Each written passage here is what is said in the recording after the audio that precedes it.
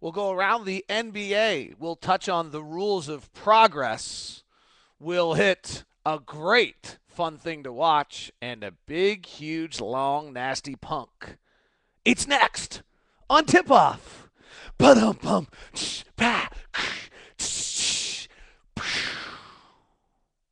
Good morning. That's my new intro. That's the production level we have for this show. Sorry, it's 10, a little later. Not unfortunately because I got any sleep. I just got the kids ready for school. We had a friend in town, drove them to work. Friend who's just moved to backcountry and then just getting back. So apologize for that. For those of you that have, I appreciate who religiously kind of catch it first thing when you get to the office. We're a little behind today. So hopefully you'll understand that. This stretch of games, I really want to try to give you the best insight I can on what the players are going through. So we arrived last night at about, I think, 2:30 at the airport. 5-hour flight back from Boston, and got in around 2:30. Then get home. I get home by the time you just grab your luggage and get home and whatever else. So you're bed 3:34. I popped up. The guys might sleep a little differently than I do, but I got up by 6:50 to be with the kids. So you're just off kilter, and you got to play tomorrow, and then fly and play the next day, and it will be interesting to see how these guys deal. I always joke sometimes that the 7 hours of sleep or 6 hours sleep in the NBA is 2 hours on the plane, 3 hours in your bed, and an hour nap or whatever, however it adds up. And today's one of those days. Though my kids are going to be fortunate enough, I'm picking them up at noon and taking them out of school today. So we'll do that because we leave again tomorrow. Otherwise, I don't see them until Tuesday. So they get there. There's the benefit of having your dad have this gig, is you get taken out of school after not seeing him for 6 days.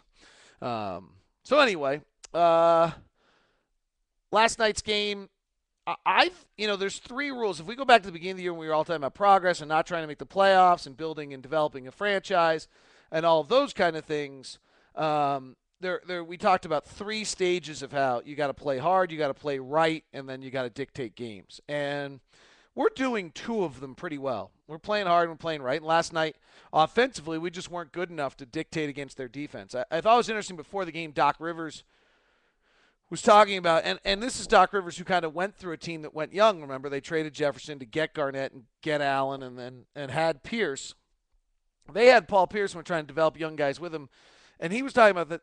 That is the right way to do this.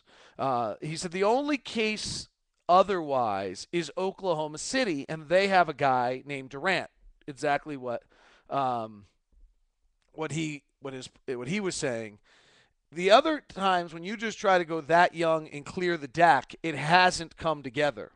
That people are getting lost in this Oklahoma City model.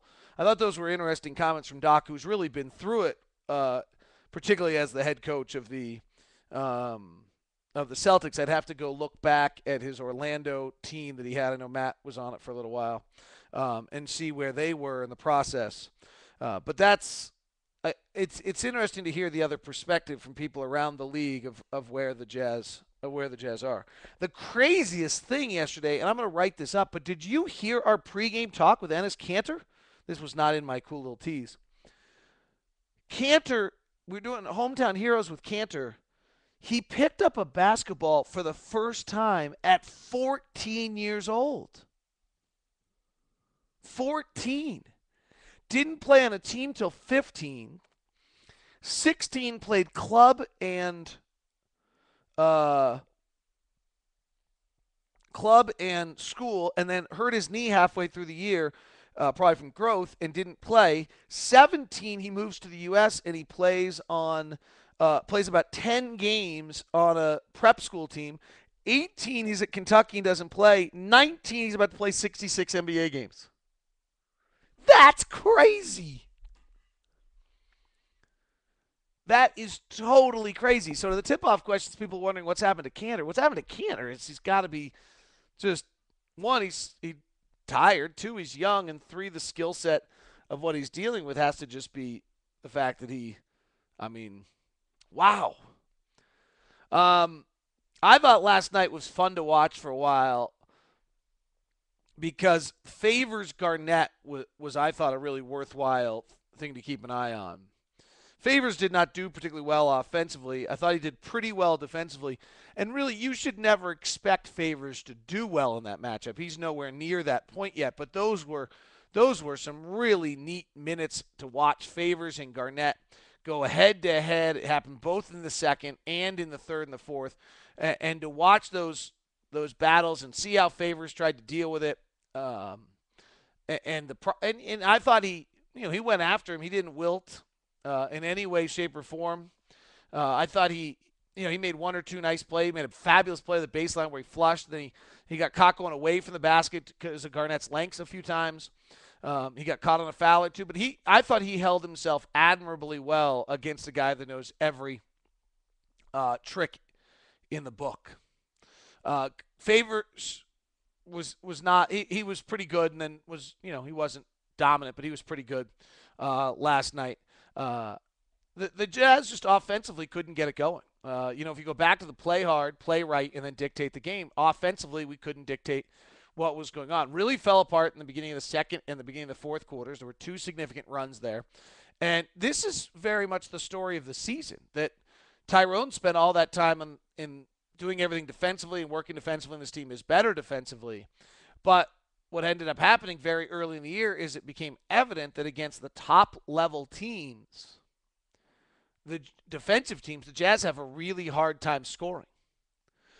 We don't play another top-level defensive team for a while, which is the good news, probably until April 8th against San Antonio. And then Dallas on the 16th, and then that's it along the way. So we don't have a lot of these defensive teams left the rest of the way.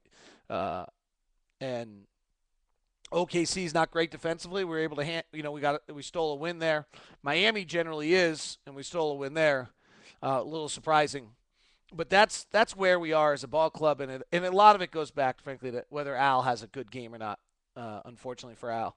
And last night he obviously started very, very poorly. It was hard to overcome from that. A lot of talk after the game about Kevin Garnett, and to me it's disappointing. Here's one of the great players of the game, former MVP, Defensive Player of the Year in 2008, and as he has gotten older, he has gotten dirtier. His shot on Millsap was unacceptable. His 3 or 4 elbows on Gordon were nuts. I don't know what, and everyone, someone should stand up. It's not that easy. It's great. I know I saw my friend Tom Kirkland was tweeting about the DeMarcus Cousins stuff. Like, what's someone supposed, like, Devin got into his face, and then he gets separated by the officials. Al hit Garnett pretty hard coming back on a pick and took a foul. Like, I don't know what people want. I've said I'm surprised someone hasn't, just gone off and cold cocked Kevin Garnett. He's just begging for it. But, that also can get you suspended for 20 games, which is a few $1 million. And the league has definitely pushed you away from doing that. So while everyone say, you got to stand up for ourselves, like, what specifically do you mean? And this is obviously my reoccurring thing all the time. I hate these great outlandish critical comments that have nothing specific. Like, what do you mean? Like, so is that just to throw another elbow back? Well, frankly, that was done last night. Guys tried to retaliate, but when the guy's throwing an elbow every 5 seconds at every single player, it's pretty hard to keep that one to go back and forth. I mean, it's really unfortunate that Garnett has become this player because he's a much better player than that, and he doesn't need it. He was a fabulous player last night. He had a great game. But he's become a sideshow to who he was, and as I've tweeted, this is how I'll remember him. I think he's tarnished who he is as a player. But, I mean, I go back to that. What is it that you're asking a player to do? I mean, Al hit him with the elbow on the way back. Got called on a foul. Now what? You want to fight? You want someone suspended for 10 games in a playoff run? Just to prove a point? I mean, part of me thinks Gordon Hayward could have made a name for himself last night. Like, Gordon Hayward throws one back and gets him next time he has a chance. if he gets a chance. But a premeditated shot like that, you're gone for a little while. That's how this league is now. So make sure you know what you're asking.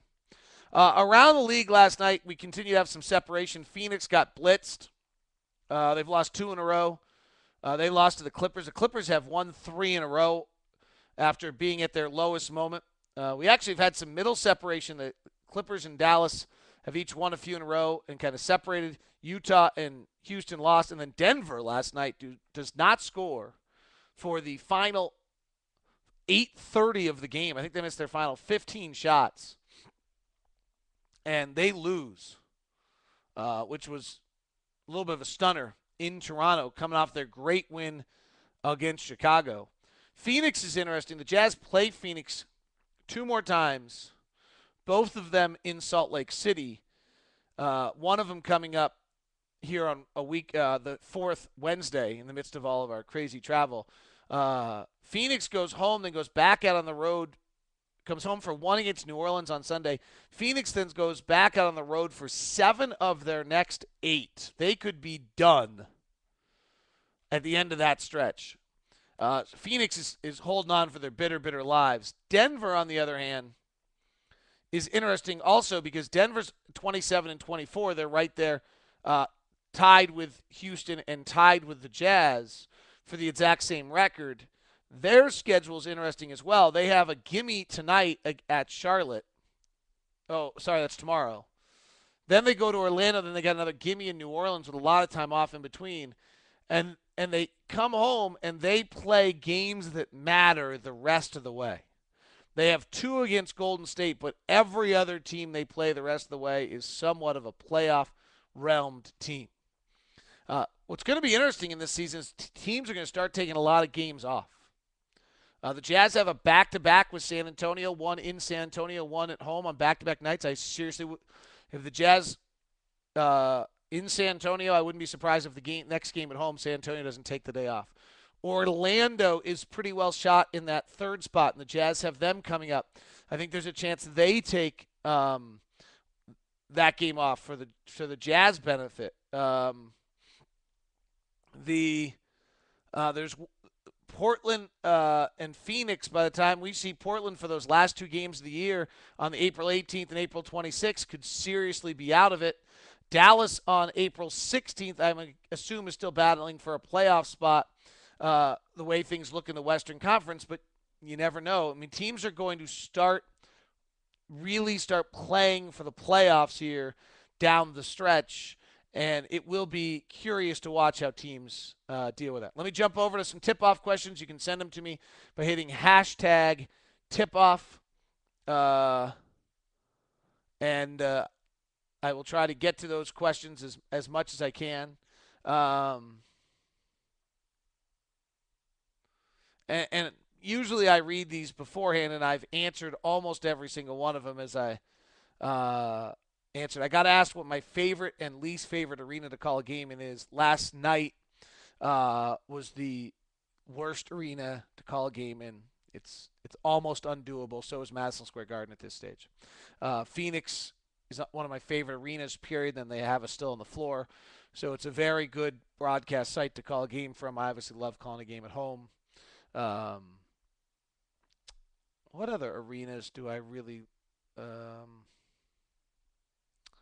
Staples Center's got a vibe to it that's cool. It's really too bad. Our broadcast locations are so bad at Madison Square Garden and the Garden, 2 historical places. It's almost impossible to, last night's impossible to call a game. I mean, I'm not going to bore you with all the details, but it's not easy. Everything else was on the questions were a lot about Garnett and a lot of questions of whether you're. Here's my difference between Garnett and Stockton Malone. I don't feel like Stockton and Malone changed how they played as their careers went on.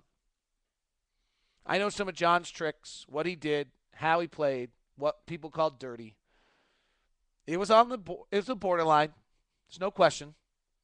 Malone leading with his knee, no question, borderline. But I felt that that's what they did their entire career. There's no question it was borderline. Anybody who doesn't believe it was borderline is such a homer, they're not paying attention. Garnett has changed and become this kind of mockery of who he once was, is my take. All right, you can share yours as well. Send me your questions at Locke Tipoff. Hope you're well. I don't know. We have podcasts coming. I don't. PK and I might try to hook up, but I don't know if we're going to be able to do it. All right, see ya.